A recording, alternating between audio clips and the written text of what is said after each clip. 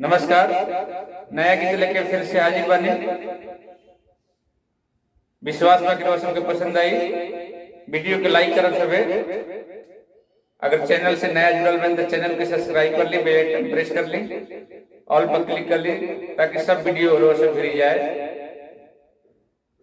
कैसे एगो लड़का एगो लड़की से कहता, का कहता, अही भखेले के अभी उमरिया अरे खेला के माजा कवनो भारापुर दी लइका रे, एटीएम के ताला तहरा तूर दी लइका रे, एटीएम के ताला तोहरा तूर दी लइका रे।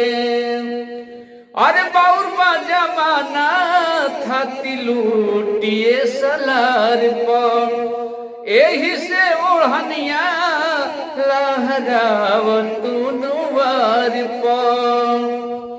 अरे कके यारी बधारी में जइबू, अरे चीज के फेरा में चीजू कोनो थुर दी लइका रे, एटीएम के ताला तहरा तूर दी लइका रे, एटीएम के ताला तोहरा तूर दी लइका रे। लुका छिपी में केहू मार दी धापा, लुका छिपी बन गई है साचो तोहर पापा।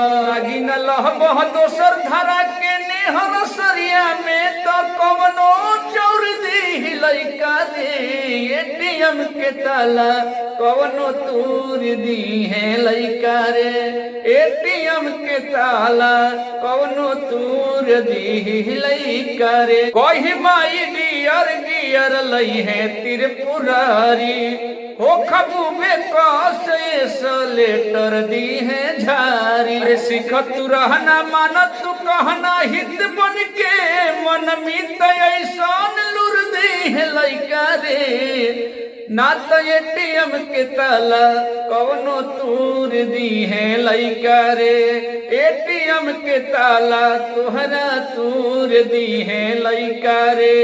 खाही भखेले के अभी उमरिया, अरे खेला के माजा कवनो भारापुर दी लइका रे, एटीएम के ताला कवनो तूर दी लइका रे, एटीएम के ताला तोहरा तूर दी लइका रे। नमस्कार।